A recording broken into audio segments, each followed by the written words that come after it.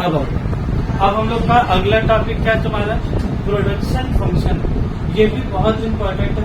इस टॉपिक का नाम क्या है तुम्हारा, प्रोडक्शन फंक्शन। प्रोडक्शन फंक्शन मतलब तुम सिंपली समझो, हम एक तो बात बता देते हैं।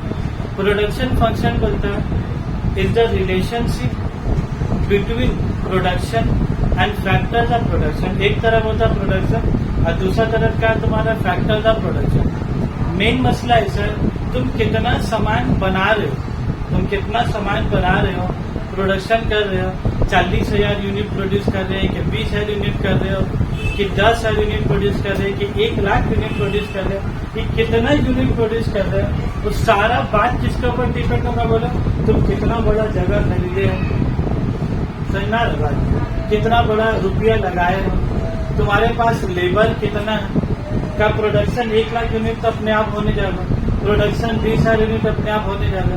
तो प्रोडक्शन कितना होगा वो सारा बात डिपेंड किसका ऊपर बोलो, कितना इनपुट तुम दो, उसी हिसाब से तुम्हारे क्या होगा, आउटपुट होगा। तो कितना इनपुट देंगे कितना आउटपुट होगा, यही रिलेशनशिप को क्या बोलेंगे बोलो, प्रोडक्शन फंक्शन। नाम खाली प्रोडक्शन फंक्शन है, इसका हकीकत में डेफिनेशन क्या बोलो, it is the relationship, it is the relationship between production, it is the relationship between production and the factors of production. Output को ऐसे काट के हम क्या लिखेंगे तुम्हारा, आउटपुट मतलब क्या होगा, प्रोडक्शन, और इनपुट के मतलब तुम्हारा क्या होगा, फैक्टर्स ऑफ प्रोडक्शन। तो तुमको अगर ये वाला डेफिनेशन याद रखना है ना, तो ये वाला एरो याद रखो, एक तरफ इनपुट और एक तरफ क्या होगा तुम्हारा आउटपुट। देखो इनको में मसला क्या है, एक तो मसला होता है समझना, उसको हम लोग पार कर लेंगे, समझ में आ जाएगा। फिर दूसरा मसला होगा याद करना, एक तो है इसको समझना और दूसरा मतलब इसको याद करना। तो याद करने का कोई तरीका इसलिए बताते हुए चलते, इट इज द रिलेशनशिप, इसका बोलो it is the relationship between input and the output. ये हो गया रिलेशनशिप। और इनपुट मतलब जो सामान दिए, तो तुम क्या क्या सामान दोगे इनपुट में, कोई भी चीज बनाने के लिए पहले क्या चाहिए तुमको, जमीन चाहिए, बिना लैंड का, बिना दुकान का, बिना फैक्ट्री का तुम कुछ भी कर सकोगे, कुछ भी नहीं कर पाओगे तुम। तो सबसे पहले चीज तुमको क्या चाहिए, लैंड चाहिए, उसके बाद उसका करने के लिए क्या चाहिए तुमको, लेबर चाहिए।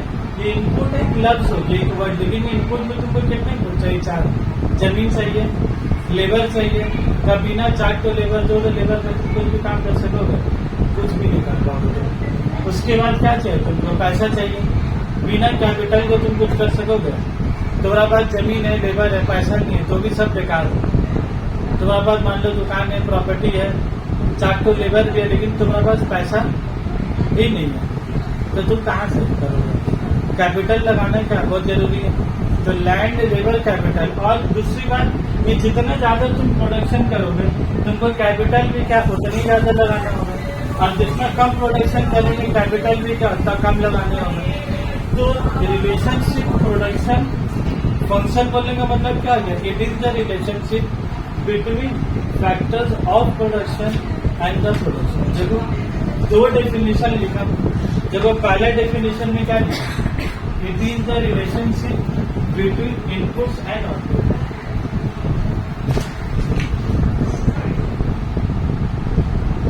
It is the relationship between inputs and output. It is the relationship between input and output. एक लाइन हो गया। फिर क्योंकि कोई 5 मार्क्स का सवाल इसी भी नहीं आता, ठीक है, छोटा ही छोटा करके पूछा, 4 लाइन का चीज में 5 मार्क्स तुम कहाँ ले गए, तो देखिएगा आगे बोले तो ये लोग उसी टाइप का मेरा आंसर सजा हुआ। इन अदर वर्ड इसी चीज को अलग भाषा में क्या बोल सकते हैं, production function means the relationship between, देखो क्या लिखा, फैक्टर ऑफ प्रोडक्शन एंड। तो बस इनपुट के जगह तुमको क्या लिखना, फैक्टर्स ऑफ प्रोडक्शन, और तुम आउटपुट की जगह से तुमको लिखना, तो आउटपुट की जगह तुम क्या लिख सकते हो बोला तो क्लियर है। तो याद करने का कुछ आता है। और ये जो फंक्शन बोल रहा है ना, उसके बाद इस चीज को ना मैथ्स का तरीका जैसा फॉर्मूला नहीं लिखते हैं, मैथ्स का तरह फॉर्मूला में इस चीज को लिखना है, और लिखना भी बहुत आसान है। कि प्रोडक्शन किसको डिनोट हो रहा है, क्यू से, प्रोडक्शन हो रहा है पी से, लेकिन डिनोट किससे, क्यू से। तो इतना गहराई लॉजिक में नहीं चला होगा कि प्रोडक्शन पी से क्यू से क्यों लिखा वैसा, हमको भी नहीं मालूम है किताब में क्यों लिखा हुआ है, इसमें हम लोग क्या लेके बनाएंगे, क्यू लेके बनाएंगे, ठीक है। तो Q is equal to F, Q equal to क्या लिखा तुम्हारा एफ, और एफ का मतलब क्या है तुम्हारा फंक्शन, एफ का मतलब क्या होगा तुम्हारा फंक्शन। अब ब्रैकेट में क्या लिखा जाएगा, Q comma R comma S comma T comma you फिर कॉमा कॉमा डैश डैश कर क्या लिख जाएगा। और नीचे में फिर देखो इसीलिए एमयू नोट बनाया, ये जो लोग क्यू लिखा आर लिखा एस लिखा क्या है सर, क्यू क्या है, आर क्या है, एस क्या है, इसके लिए नीचे में जब हम एमयू नोट लिखा, एमयू नोट जो पहले से प्रॉब्लम वाले में my understanding note, MU note का मतलब क्या हम लोग था, माई अंडरस्टैंडिंग नोट, ये अपना समझने के लिए।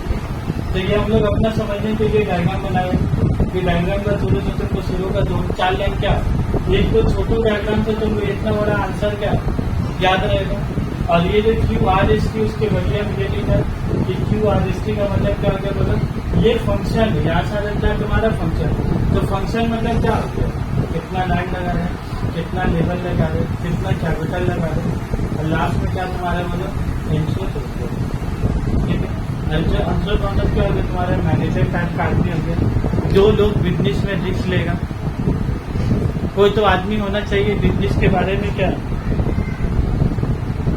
कोई तो आदमी होना चाहिए बिजनेस के बारे में क्या सोचने के लिए, तभी ना बिजनेस क्या, तभी तो कोई दुकान लोगे, तभी लेवल लोगे, तभी कैपिटल लोगे। कोई इनिशिएटिव ही नहीं लेगा तो कभी बिजनेस होगा, कभी नहीं होगा।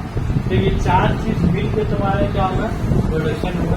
और देखो फिर नीचे में इक्वल टू एफ, अब ब्रैकेट में क्या लिखा बोला देखो फैक्टर ऑफ प्रोडक्शन। ये जो भी लोग पगलागिरी क्या है, क्यू कॉमा आर कॉमा कुछ ना कुछ है, अभी क्यू से कुछ होगा, आर से कुछ होगा, एस से कुछ होगा, ये सारे कुछ क्या बोलेगा factors of production, line level capital of. तो प्रोडक्शन फंक्शन का मतलब क्या हो गया बोला, ये रिलेशनशिप है, कितना इनपुट देंगे और उसी के हिसाब से तुम्हारे क्या होगा आउटपुट होगा। कम इनपुट दोगे तो कम आउटपुट होगा, ज्यादा इनपुट दोगे तो क्या तुम्हारा ज्यादा आउटपुट होगा। पर इसी चीज पे तुम्हारा क्या बोला तुम्हारा प्रोडक्शन